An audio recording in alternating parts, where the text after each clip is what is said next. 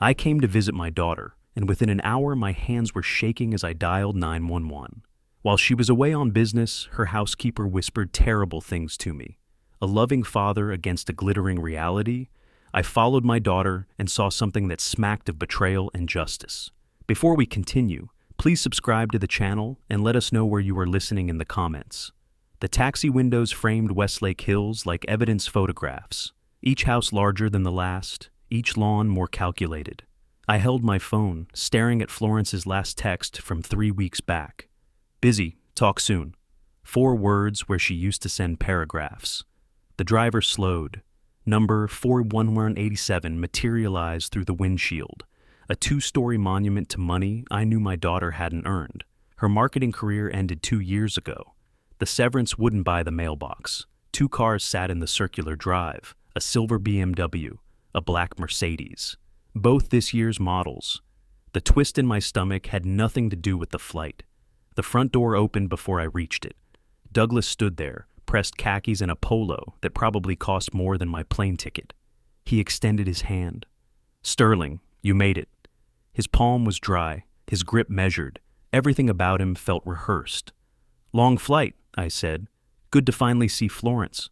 "She's been looking forward to it." He took my suitcase but didn't wait, just walked ahead into the marble foyer. "Come in." I noticed he didn't say he'd been looking forward to it. Florence appeared from somewhere behind the massive staircase, wiping her hands on a kitchen towel. "Dad!" She moved forward.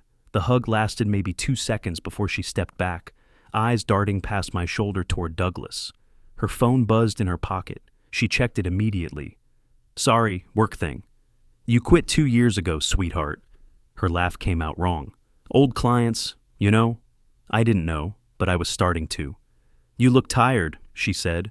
"Was the trip okay?" "I'm fine. It's good to see you. 6 months is too long." "Yeah." She twisted the towel in her hands. "Sorry, things have been busy." "Busy with what?" Douglas appeared with 2 glasses of wine. "Dinner's almost ready. You must be starving, Sterling." The dining room could seat 12. We took 3 chairs at one end, separated by enough mahogany to land a small aircraft. The food was catered. I recognized the styling from high-end restaurants. Florence picked at her plate. Douglas asked questions. "How's your memory these days?" I set down my fork. "My memory?" "Florence mentioned you've been forgetting things lately." I looked at my daughter. She studied her wine glass like it contained answers. "I don't recall saying that," I told him. "Do you recall saying that, Florence?" "I just meant normal stuff. Everyone forgets things." "I'm 68, not senile." I kept my voice level. 30 years as a federal prosecutor taught me how to deliver facts without inflection. "My mind is perfectly sharp." Douglas smiled. It didn't reach his eyes. "Of course. We just care about you. It's important to stay on top of cognitive health. Have you seen a doctor recently?" "Why do you ask?" "Just being practical." Florence's fork clattered against her plate. She didn't pick it up. I changed tactics. "I've been thinking about estate planning. The Seattle house appraises at $800,000 now. Combined with my pension fund and investments, I'm looking at roughly $3.6 million total." The silence stretched 3 seconds too long. Douglas leaned forward. "That's substantial. Have you made arrangements? A will, power of attorney?" "Why do you ask?" "At your age, these things matter." "At your age," as if 68 meant incompetent. "I'll handle it when I'm ready." They exchanged a glance across the table. Quick, loaded with something I'd seen 1,000 times in courtrooms. Conspiracy has a particular flavor. You learn to taste it. The rest of dinner was performance. Florence excused herself twice for phantom calls. Douglas asked about my daily routine, my activities, whether I still drove. Each question disguised as concern, shaped like an interrogation. By 10, Florence showed me to the guest room. "Sleep well, Dad." "Is everything all right? You seem distant." She wouldn't meet my eyes. "Everything's fine, just tired. We'll talk tomorrow." "Will we, or will you have another mysterious meeting?" She paused at the door. "Good night, Dad." The latch clicked. I stood in someone else's guest room, surrounded by expensive furniture and cheaper lies. I didn't sleep. Around 2, I walked the house quietly. The kitchen, the living room, the study I hadn't been shown. Bills piled on the desk, credit card statements with five-figure balances partially visible. The renovations were recent. The wealth was borrowed. Downstairs, muffled voices. Florence and Douglas, talking urgently. I couldn't make out words, but I didn't need to. 30 years of reading criminals taught me to recognize guilt. And downstairs, guilt was planning something. Dawn came through unfamiliar curtains. I hadn't slept. Couldn't. My mind kept cataloging yesterday's wrongness like evidence exhibits. Voices downstairs, rushed movement. I checked my watch, 7:08 a.m., Sunday morning. I moved to the window. Florence emerged from the house carrying a briefcase, movements jerky. She loaded it into the BMW, glanced back at the house twice, then drove toward the main road. 5 minutes later, Douglas left in the Mercedes, heading the opposite direction. Both gone by 7:15. Sunday morning emergencies. Sure. I went downstairs, started coffee. The house felt different, empty, less staged, more honest. I was pouring my second cup when soft footsteps made me turn. The housekeeper stood in the doorway. Mildred, Florence had mentioned her once. Mid-50s, kind face, hands wringing themselves into knots. Mr. Grant. Her voice barely reached me. I need to tell you something. She glanced at the front door as if they might materialize. I can't sleep anymore. What they're doing? Her voice cracked. It's wrong. The prosecutor in me woke fully. What who's doing? Please, come with me. She led me to the study, Douglas's domain. She locked the door behind us. Her hands shook, pulling out her phone. I took pictures. Last week I heard them talking and I needed proof I wasn't crazy. She opened her photo gallery. The first image was a text exchange. Florence to Douglas. Dad arrives Saturday. Keep him calm. I scrolled. More messages. Cold. Calculated. Douglas to Florence. Hartman confirmed. $15K advance received. He'll write what we need. Florence to Douglas. Medical eval scheduled June 19th. Once you file guardianship papers, we can access everything.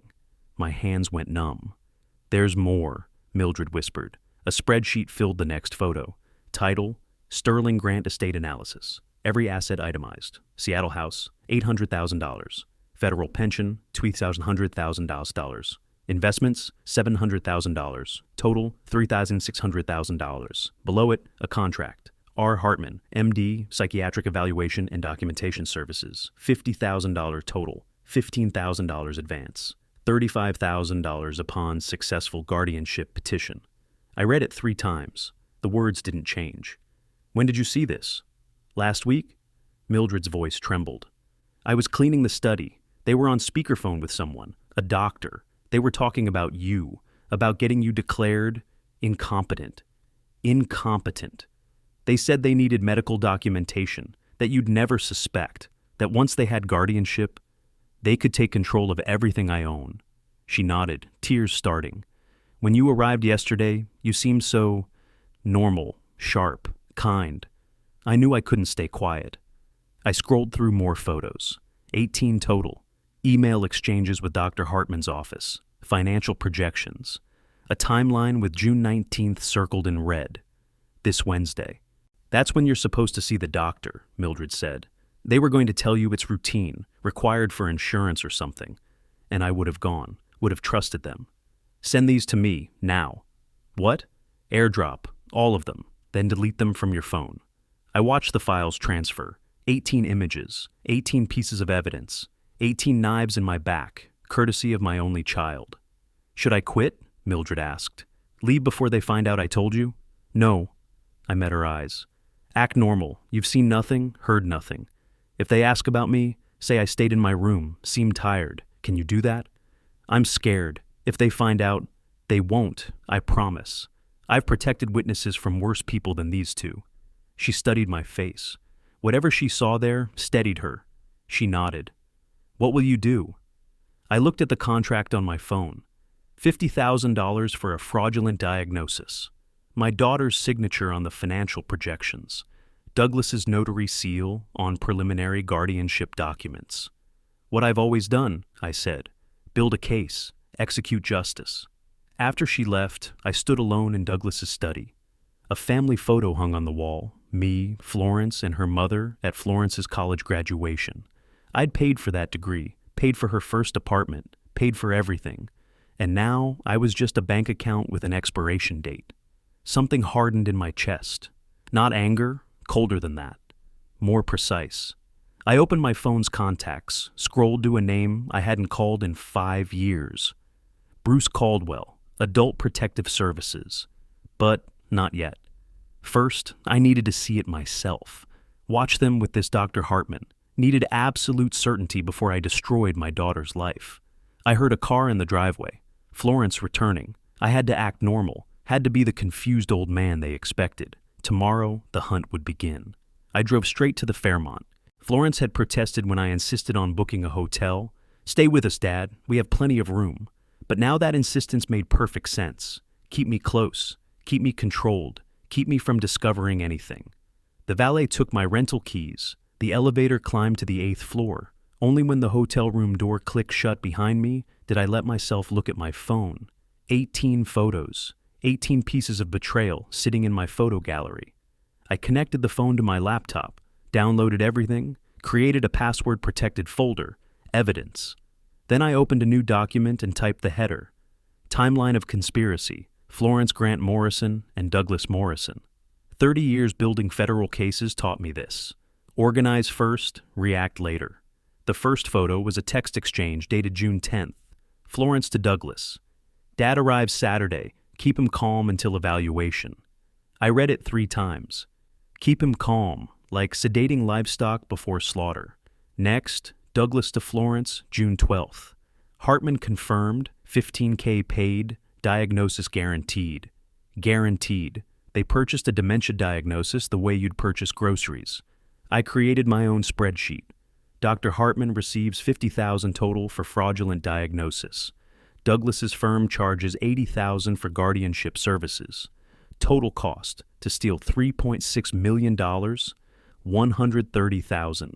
Return on investment, 2,669%. My daughter reduced me to a business transaction, excellent profit margin, immeasurable human cost. I made myself keep reading. A document titled Asset Distribution Post-Guardianship showed their plan to liquidate my Seattle house within 6 months. Sell everything, drain the pension, leave me with nothing while they claimed they were protecting me. Twice my hands started shaking. Once when I read Florence's text. Once Dad's declared incompetent, we can finally breathe financially. Once when I found a photo she'd sent Douglas, me at Thanksgiving 2 years ago, smiling, captioned, "Looks pretty sharp here. We'll need Hartman's diagnosis to be convincing." Both times I stopped, closed my eyes, breathed until my hands steadied, then continued working. Evidence now. Emotions later. I searched, Dr. Roger Hartman, Austin psychiatrist. Results appeared immediately. Office on Congress Avenue, specialization in cognitive assessments and geriatric psychiatry. 3-star reviews mentioning quick appointments and understanding of family concerns. Translation. He'll write what you pay him to write. I clicked Street View, old building, large windows, ground floor medical suites. I screenshot the location, added it to my evidence folder. Tomorrow, I'd see it with my own eyes. Around 4, I called Bruce Caldwell. We'd worked together 5 years back on a Medicare fraud case in Seattle. He answered on the 3rd ring. "Sterling Grant, I'll be damned. 5 years maybe, that Medicare fraud case." "Right. You destroyed that defense team. How's retirement?" Quieter than I expected. I kept my tone casual. "Listen, you still with Adult Protective Services in Austin?" 23 years now. Why, thinking of moving to Texas?" I laughed. "Just curious. Old habits. Like to know where former colleagues landed." "Well, if you ever need anything down here, you know who to call." I filed that away. Bruce was positioned to help when the time came. But not yet. First, I needed absolute proof. "Appreciate that, Bruce. Really do. Let's catch up properly soon." I hung up. The pieces were positioning themselves. At 7 p.m., my phone buzzed. "Florence, Dad, tomorrow let's spend the day together. I want to show you Austin. There's a great breakfast place downtown." I stared at the text. The manipulation was transparent now. Keep me occupied, prevent investigating, maintain control. I waited 5 minutes before responding. "That sounds wonderful, sweetheart. I'd love that." Her reply came fast. Perfect. Pick you up at 9? Actually, I'm feeling a bit tired. Maybe I'll sleep in. Can we play it by ear? Longer pause this time. 12 seconds. She was consulting with Douglas. Of course, just text me when you're up. Feel better. I looked at my phone screen. I will feel better once I watch you with that doctor. I called the front desk, extended my stay through Friday, possibly Saturday. Then I stood at the window, looking out at Austin's downtown lights. My phone showed Florence's cheerful manipulation, my false compliance. Tomorrow morning, she thought I'd sleep in, meet her for late breakfast. Instead, I'd be outside her house at dawn. I opened the laptop one final time, looked at the screenshot of Hartman's building on Congress Avenue. Tomorrow I'd watch them walk into the office. Tomorrow I'd see the conspiracy with my own eyes. I set my alarm for 5 a.m. Sleep came surprisingly easy. The hunter always sleeps well before the hunt. The alarm sounded in darkness, 5 a.m. I'd been awake for 10 minutes already, mind cycling through today's plan. Quick shower, jeans and gray jacket, clothing that disappears in crowds. Hotel coffee tasted like cardboard, but caffeine was necessary. By 6:15 I stood in the lobby. By 6:30 I walked into Enterprise Rental. Something reliable for getting around Austin, I told the clerk. Business or pleasure? Pleasure, visiting family. He smiled. Nice. How long do you need it? 3 days minimum, maybe longer. I've got a Camry, Corolla, or something bigger if... Camry's perfect, reliable and forgettable. He laughed. Forgettable. That's a new one. Most people want impressive. I'm past the age of impressive. The silver Camry was anonymous perfection. I paid cash, declined insurance, took the keys. By 7:15 I was parked 3 houses down from Florence's Westlake Hills address, engine off, looking like someone waiting for an appointment. Hours passed slowly. At 8 I texted Florence my excuse. Still not feeling well? Think I'll rest at hotel this morning. Rain check on Austin tour? Her response came within 3 minutes. Oh no, do you need anything? Medicine. I can bring breakfast. I'm fine, just tired, probably jet lag. Let's connect this afternoon? Absolutely. Feel better, Dad. Rest up. I looked at my phone. I'm resting, while watching you drive to your corruption meeting. 9:30. Douglas left first, solo in his Mercedes, heading opposite direction. Classic misdirection. I noted the time in my phone. 10:30. Florence emerged wearing navy pantsuit, heels, leather portfolio. Not tourist clothes, work clothes, meeting clothes. Her BMW backed out. I waited 30 seconds, then followed. 3-car distance. Technique learned from FBI colleagues decades ago. Florence drove confidently, unaware. She took the highway toward downtown, exited at Congress Avenue. My pulse quickened, exactly where Hartman's office was located. She parked in the medical building lot. I drove past, circled the block, parked across the street facing the entrance. Perfect vantage point. 11 a.m. sharp. They'd planned this timing. Douglas's Mercedes pulled up. He parked near Florence's BMW, walked toward the building. Florence appeared from inside the lobby. She'd gone in early, waited. They met outside, exchanged brief words I couldn't hear, then entered together. Through glass doors I watched them check the directory board, head for elevators. 3rd floor. I already knew which office. I exited the Camry, approached on foot. Too risky to enter. They might see me. I walked the building perimeter. Old construction, 1970s vintage, large windows. On the side facing an alley, I spotted 3rd floor windows. One had a nameplate barely visible. Hartman. The blinds were up. I positioned myself 20 meters away, angled behind a parked delivery van. I took out my compact binoculars, always kept them in my travel bag from bird-watching trips. Through the window, desk, 3 people. Florence and Douglas sat facing someone in a white coat. That was Hartman. Douglas reached inside his jacket, produced a white envelope, placed it on the desk.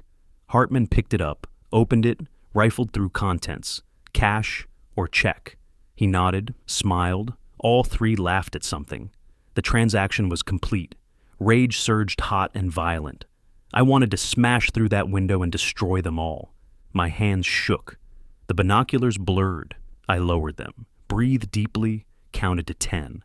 Then raised them again, forced my hands steady, continued observing. Emotion is luxury. Evidence is necessity. They stood, shook hands, turned toward the door.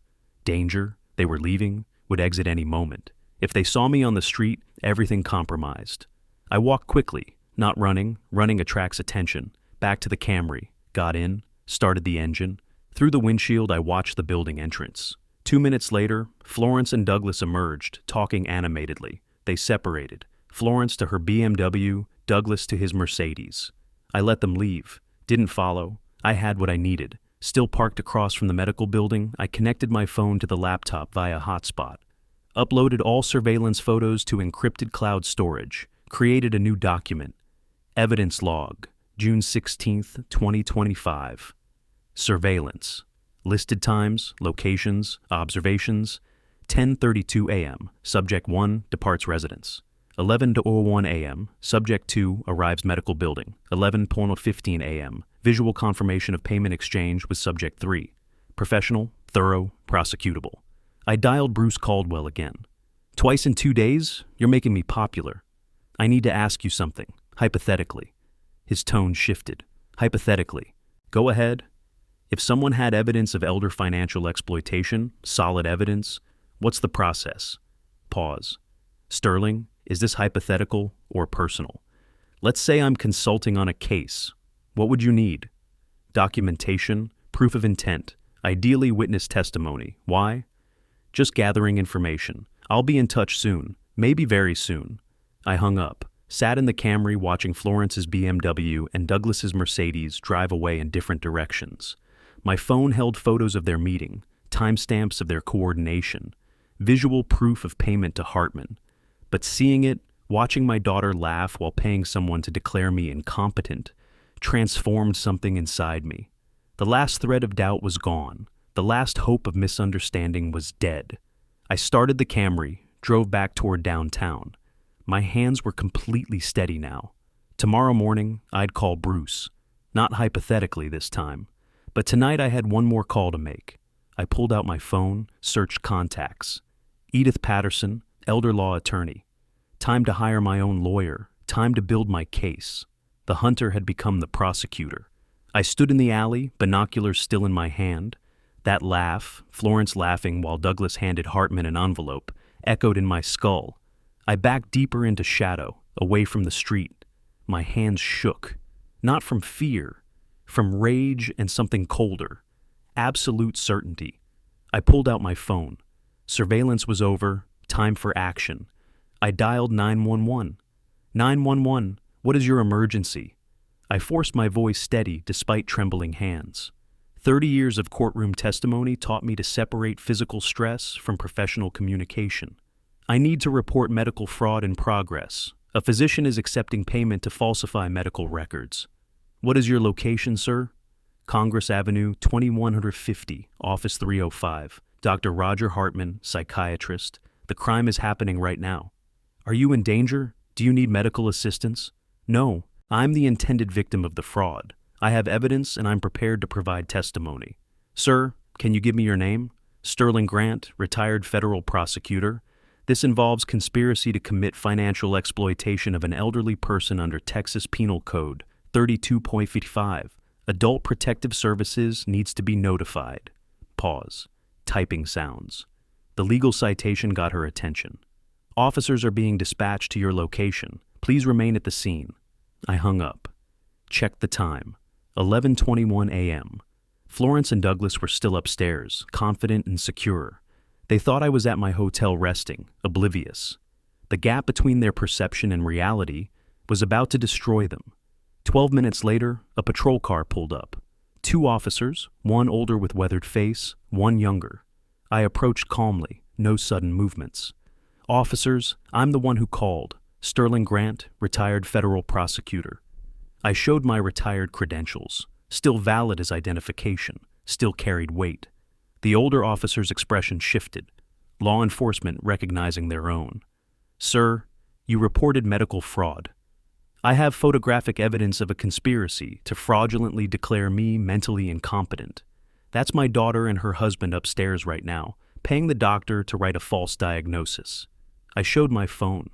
Text messages between Florence and Douglas, Hartman's contract with payment terms.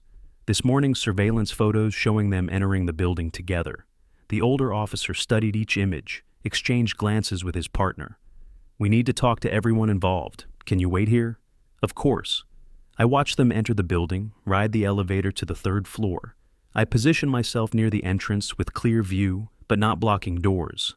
Minutes crawled. I imagined the scene upstairs, officers knocking, entering Hartman's office, finding Florence and Douglas still there, the shock on their faces, the scrambling for explanations, the realization their secret plan just became a police matter. 28 minutes passed. Finally, elevator doors opened. Florence appeared first, face drained of color, eyes red. She'd been crying. Douglas beside her, trying to maintain lawyer composure, but jaw clenched tight. Behind them, the two officers and Dr. Hartman, looking angry and defensive.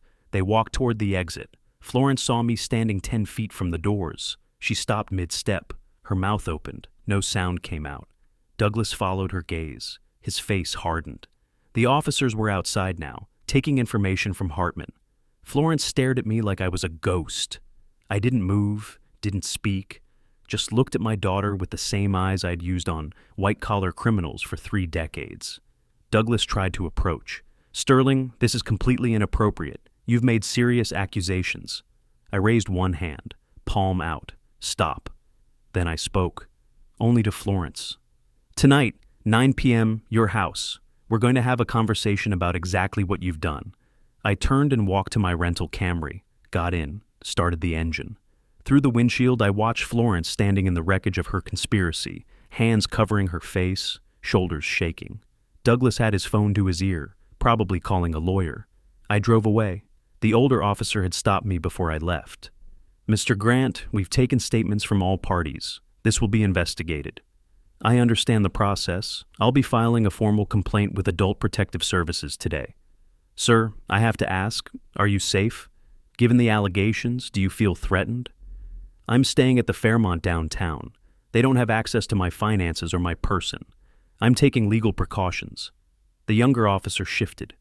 "If they try to contact you, I'll document everything. I know the drill, officer. Thank you for responding quickly." The older officer nodded, something like respect in his eyes. "Sir, between us, I've seen this kind of exploitation before. Usually the victim doesn't figure it out until it's too late. You're ahead of them. 30 years prosecuting white-collar crime teaches you to recognize patterns, even when you wish you didn't." I merged into traffic, checking my rearview mirror. Florence still stood on the sidewalk. Douglas was animated on his phone. The police report was step 1. Now came step 2. Legal warfare. My phone was already in my hand at the next red light. Time to call Bruce Caldwell. For real this time. No hypotheticals. The counterattack had begun, and I wouldn't stop until they'd lost everything. I entered my hotel room, set the deadbolt, stood in silence for 1 minute, processing. I'd just called police on my daughter, exposed their conspiracy publicly, confronted them outside Hartman's office. The victim phase was completely over. I sat on the bed edge, pulled out my phone, opened Bruce Caldwell's contact. No more casual calls, no more hypotheticals. Time to activate every weapon in my arsenal. "Bruce, it's Sterling Grant. I need Adult Protective Services intervention immediately. This isn't hypothetical anymore." "Sterling, what's going on?" "My daughter and her husband are conspiring to have me declared incompetent through fraudulent psychiatric evaluation. I have documentary evidence. I called police this morning on the psychiatrist accepting payment." Long pause. "Jesus, Sterling, your own daughter?" "Yes. Can you help me or not? Send me everything you have, right now. If it's what you're describing, I can open investigation today under 32.55. Sending now. 18 photos plus surveillance documentation. Bruce, they were planning to steal $3.6 million. I heard keyboard clicking. I'm looking at it. Sterling, this is textbook exploitation. Clear conspiracy. You need legal counsel immediately. Already on it. Can I count on APS support? Absolutely. Investigation starts today. I'll need formal statement from you tomorrow. You'll have it. And Bruce, thank you for taking this seriously. I hung up. Immediately Googled Elder Law Attorney Austin, Texas Bar Association. Filtered results. Must specialize in elder exploitation. Must have litigation experience. Must be available immediately. Edith Patterson's profile appeared. 25 years experience. former prosecutor. That mattered. Multiple successful elder abuse cases. I called her office. Ms. Patterson is fully booked this week. I can schedule you for next Tuesday. Please tell her this is Sterling Grant, retired federal prosecutor with 30 years experience. I have active elder exploitation case. Police were involved this morning. I need emergency consultation today. Sir, Ms. Patterson's schedule? Tell her I'll pay premium rates. This can't wait until next week. My daughter is trying to steal my estate through fraudulent incompetency filing. Pause. Hold, please. 2 minutes later. Mr. Grant, Ms. Patterson can see you at 4 p.m. The consultation is $500 per hour. I'll take it. I'll be there early. Edith Patterson's office smelled like leather law books and coffee. She was 62, sharp eyes, no nonsense handshake. Mr. Grant, you said this was urgent. Tell me everything. I did. Chronological, factual, prosecutor-style presentation. Florence's behavior changes. The visit, Mildred's revelation, documentary evidence, surveillance, police call. Edith took notes rapidly. When I finished, she set down her pen. This is criminal conspiracy to commit fraud and elder exploitation. The good news, you caught them early. They haven't filed anything with courts yet. We can preempt. She outlined strategy. Tomorrow morning, I file emergency petition in Travis County Court, essentially a restraining order against any legal actions regarding your estate or person. We'll also file complaint with State Bar of Texas against Douglas Morrison. Participating in conspiracy to defraud and exploit client's family member is ethics violation. They can suspend his license pending investigation. How long until suspension? If Bar acts fast, which they do on elder exploitation, maybe a week, maybe less. Do it. Both filings, tomorrow. My retainer is $10,000. I pulled out my checkbook. Here's $15,000. I want you available 24/7 this week. She studied me carefully. Mr. Grant, what's your best case outcome here? They lose everything. Douglas loses his law license. Florence faces criminal charges. My assets remain protected. And they understand what happens when you attack a federal prosecutor. And if I pay you $50,000 to make absolutely certain they lose everything legally possible? Mr. Grant, I appreciate the commitment, but I can't guarantee outcomes. I'm not asking for guarantees. I'm asking, if money is no object, what's the maximum legal pressure we can apply? Then we throw everything at them. Emergency petitions, bar complaints, criminal referrals, civil suits for attempted fraud. We make them defend on 10 fronts simultaneously. Perfect. That's what I want. Start tomorrow. You're sure? This will destroy your relationship with your daughter. I looked at her without blinking. She destroyed that when she tried to steal my life savings. Now, I'm just finishing what she started. Back at the hotel, I was reviewing legal documents Edith provided when my phone rang. Florence. I stared at the screen for 3 rings before answering. I didn't say hello. Dad, please pick up. Please. I need to talk to you. She was crying. Silence for 3 seconds. Dad, are you there? Please, I know you're angry, but let me explain. No explanations over phone. What? Dad, I didn't mean. Douglas said it was just. Tomorrow, 9 a.m., your house. But Dad, can't we talk now? I can come to your hotel. No, tomorrow morning, face to face. Have Douglas present. We're going to discuss what you attempted to do and what happens next. Dad, please, you're scaring me. You should be scared. 9 a.m., don't be late. I hung up. My phone showed she called 6 more times. I didn't answer. Let her worry. Let her panic. Let Douglas try to figure out what I knew and what I planned. They'd find out tomorrow morning. I sat at the hotel desk, laptop open, working on tomorrow's confrontation outline. Every point I'd make, every piece of evidence I'd present, every outcome I'd demand. I reviewed Edith's strategy document one more time. Emergency petition files at 9 a.m. I confront Florence at 9 a.m. Bar complaint against Douglas files at noon. The timing was deliberate. While I confronted them at their house, the legal machinery activated against them across the city. I closed the laptop. Tomorrow, the victim becomes the victor. Tomorrow, my daughter learns what it means to attack a federal prosecutor. I parked in Florence's driveway at exactly 8:55 a.m. Through the front window, shadows moved. They were awake, probably hadn't slept. I picked up the folder from the passenger seat. Everything I needed to destroy them was inside. The doorbell rang once. Florence opened it, looking like someone who'd spent the night crying. No makeup, hair pulled back messily. Yesterday's clothes.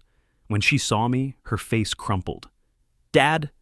I walked past her without speaking. Douglas stood near the fireplace, wearing business casual. He'd showered at least, trying to maintain some appearance of control.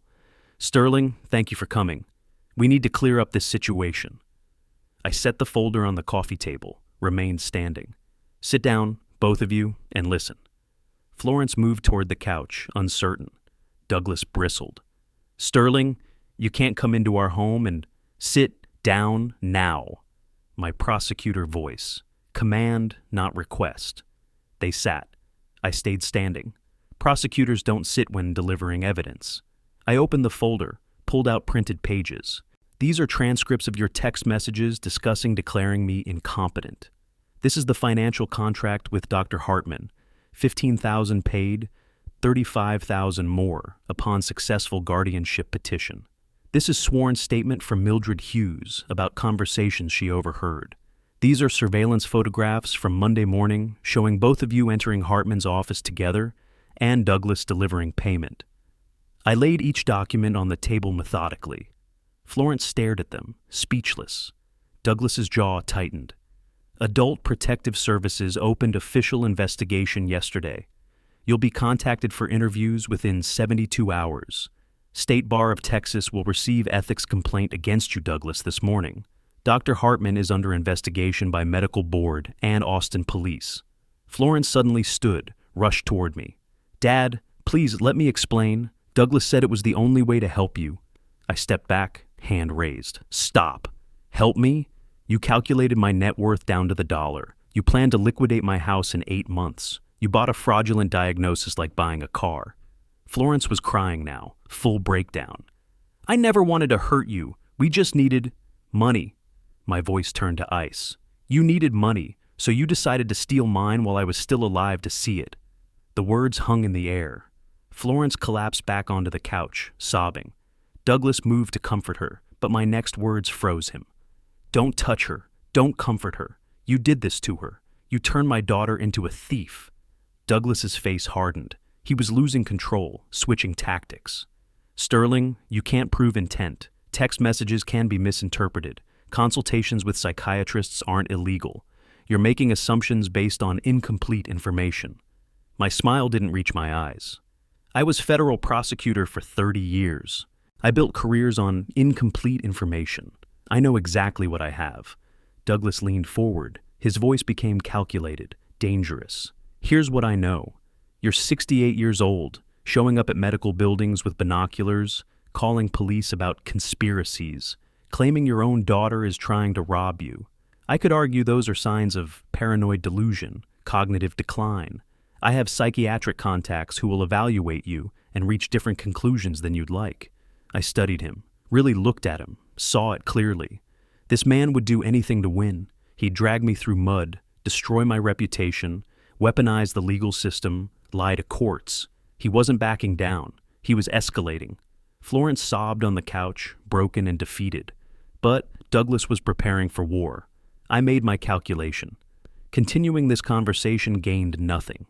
They needed to be defeated publicly, completely, with no room for manipulation. I picked up my folder, put documents back inside, looked at Florence one last time. She cried into her hands, shoulders shaking. For a fraction of a second, I felt something. Then I remembered her laugh in Hartman's office. The moment passed. I walked to the door, opened it, didn't look back. "You'll hear from my attorney." The door closed behind me. In the Camry, I dialed Edith Patterson before starting the engine. Douglas just threatened to push forward with incompetency petition anyway. Claim I'm paranoid and delusional. We need a bigger trap, something public and absolute. Edith's voice was calm. "Meet me at my office in 30 minutes. Bring Bruce Caldwell if he's available. Time to end this completely." I pulled out of the driveway, watched the house disappear in my rearview mirror. His daughter chose money over him. Now she'd lose both. 40 minutes later, I arrived at Edith's office building, 5th floor, conference room. Bruce Caldwell was already there. Edith had called him. Files spread across the table. Edith stood at the whiteboard, marker in hand. Sterling, sit.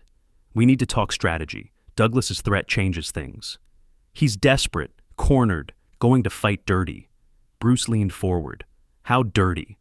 He threatened to claim my allegations are paranoid delusions, said he'd get psychiatric testimony supporting incompetency petition, despite evidence. Edith set down the marker. Then we need to eliminate any possibility of ambiguity about your competency. How? You submit to official evaluation, and you ace it, publicly. Bruce nodded. I have authority under APS to mandate emergency wellness evaluations when exploitation is alleged. I'll issue order tonight for tomorrow morning. And they have to attend? Texas law requires interested parties be present for guardianship-related evaluations. They either show up or lose standing to make any claims about your capacity. Edith moved to the whiteboard, started drawing. So they walk into room expecting routine interview, and instead find state bar representative, police detective, and independent psychiatrist ready to evaluate you. I sat back. They'll panic. Good. Panicked people make mistakes, and we'll have everything documented, recorded, official. Bruce pulled out his notepad. Tomorrow, Wednesday, June 18th, 9 a.m. Adult Protective Services Office. Attendees, Sterling, obviously. Florence and Douglas, required as interested parties. Dr. Edith Monroe, independent psychiatrist I've contracted for neutral assessment. State Bar representative, to address ethics complaint. Austin PD detective, regarding fraud investigation. Edith drew lines connecting all parties on the whiteboard. It's an ambush, complete and total. What do I need to do? Bruce met my eyes. Pass every cognitive test perfectly. Show up calm, rational, articulate. Be the federal prosecutor you were. I can do that. Sterling. Bruce's voice became serious. Understand the risk. If you freeze during cognitive tests, if you seem confused or disoriented, if Douglas successfully argues you're having paranoid episode, this backfires catastrophically. You'd be handing them ammunition. I won't freeze. I won't fail. I've testified in hundreds of proceedings under pressure worse than this. Edith crossed her arms. You need to be more than perfect. You need to be undeniably, obviously, completely competent. No ambiguity. Then I'll prepare tonight. Every cognitive test I can find. I'll be ready. We spent another 30 minutes planning details. Questions Dr. Monroe would ask. Documentation Bruce would present. How State Bar Rep would address Douglas's ethics violations. By the time I left, the trap was designed. Multi-pronged, overwhelming, absolute. Back at the Fairmont, I transformed my hotel room into study center, laptop open, cognitive assessment websites running, memory tests, lists of words, number sequences, recall exercises. Remember these 3 words: apple, table, penny. 5 minutes later, apple, table, penny. Orientation questions. What's today's date? June 17th, 2025. Who's the president? Donald Trump. Where are you? Fairmont Hotel, Austin, Texas. Counting backward by sevens. 100, 93, 86, 79, 72. Spatial reasoning puzzles, clock drawing tests, verbal fluency exercises. 2 hours passed, 3. Room service arrived. I ate while reviewing notes. At 9 p.m., Edith emailed, "Will document ready. Your estate transfers to Elder Justice Foundation upon your passing. Florence receives nothing." I read it twice, signed electronically, returned. She wanted my money so badly she destroyed our relationship. Now she got neither. At 11 p.m., my phone buzzed. Florence's text. "Dad, please answer. I'll do anything. We can fix this together." I read it. My thumb hovered over the keyboard. Part of me, small, dying part, wanted to respond, wanted to give her chance to apologize. Then I remembered her text to Douglas. Once Dad's declared incompetent, we can finally breathe financially. I closed messages without answering. She made her choice. Tomorrow, she'd live with consequences.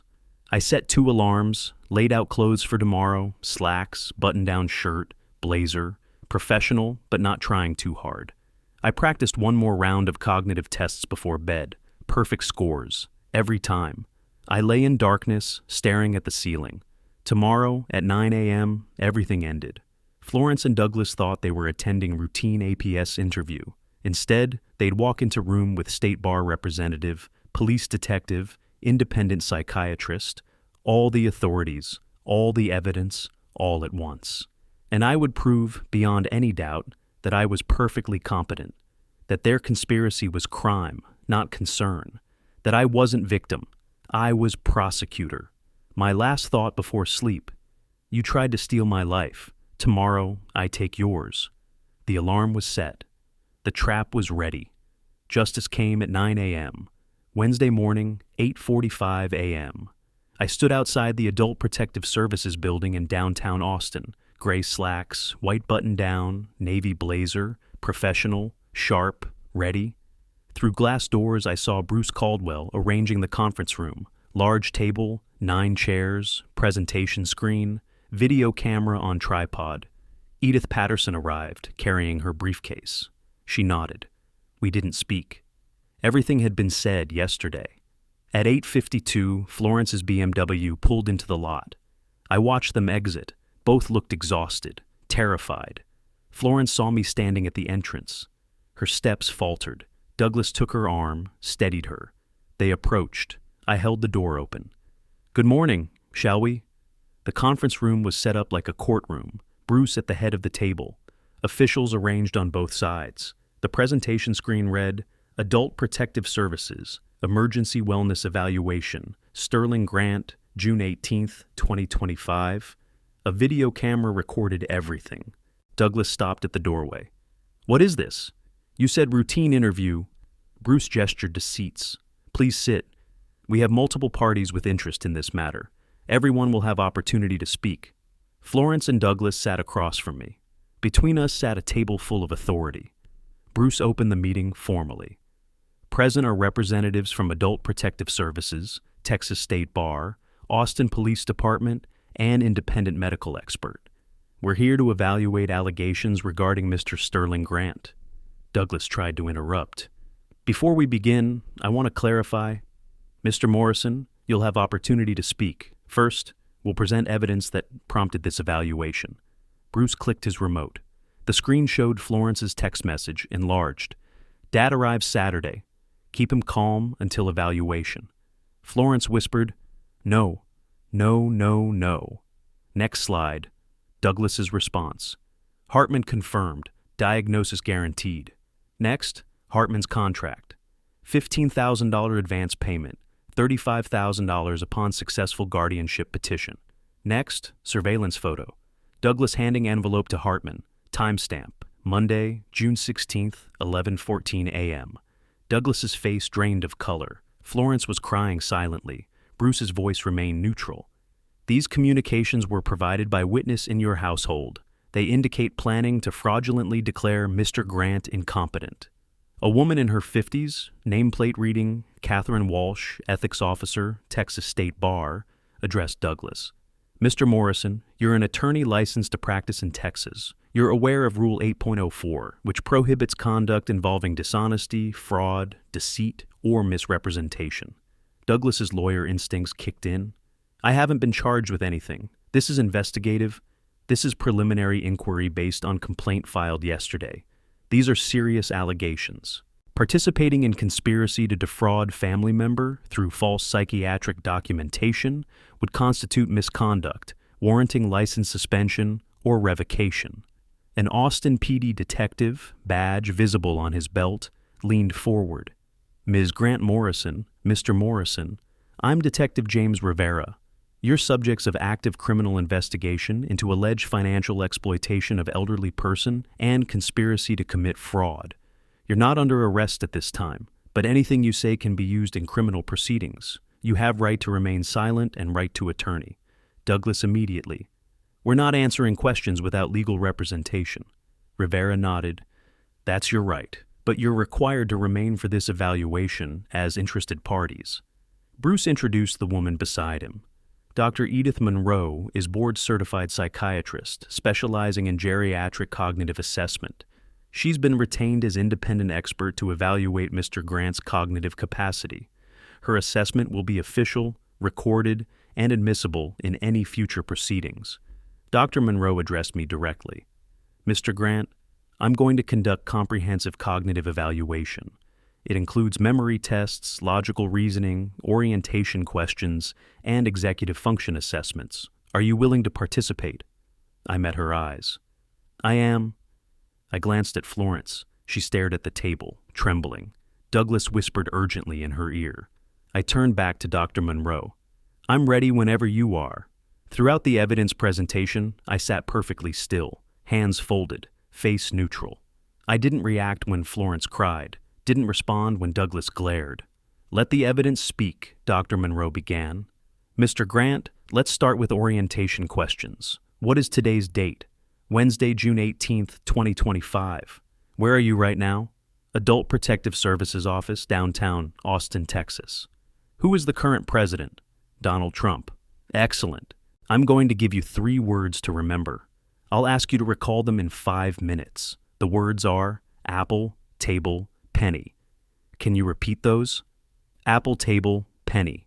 Good. Now, can you count backward from 100 by sevens? 100, 93, 86, 79, 72, 65, 58, 51, 44, 37, 30, 23, 16, 9, 2.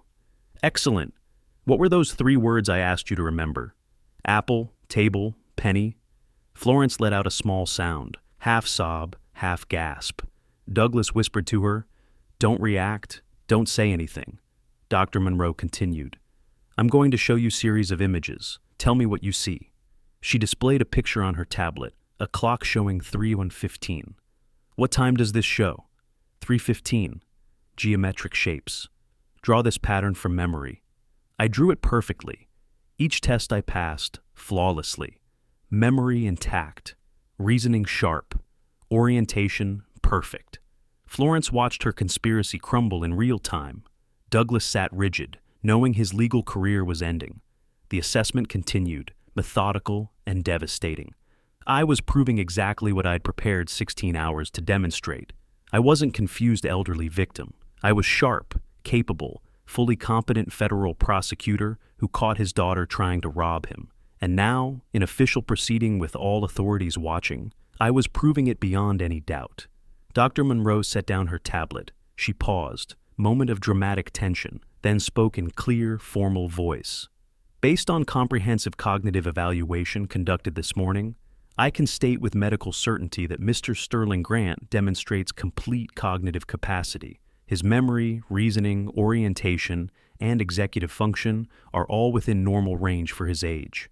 There are no signs of dementia, cognitive impairment, or diminished capacity.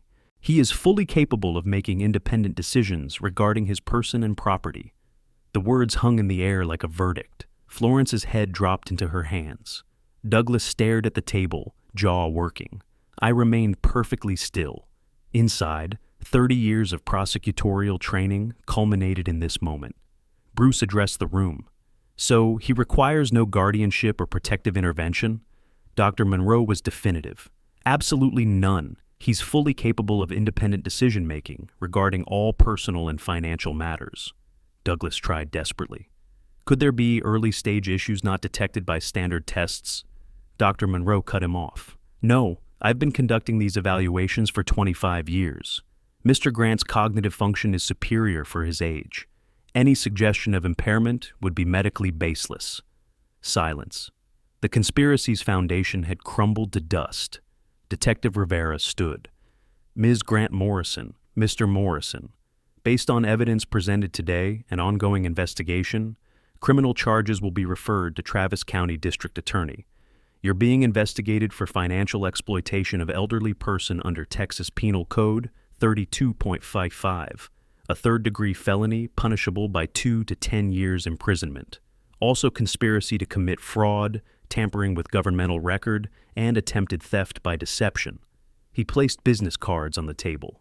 You'll need criminal defense attorneys. These have contact information for public defender's office if you can't afford private counsel. The irony wasn't lost on anyone.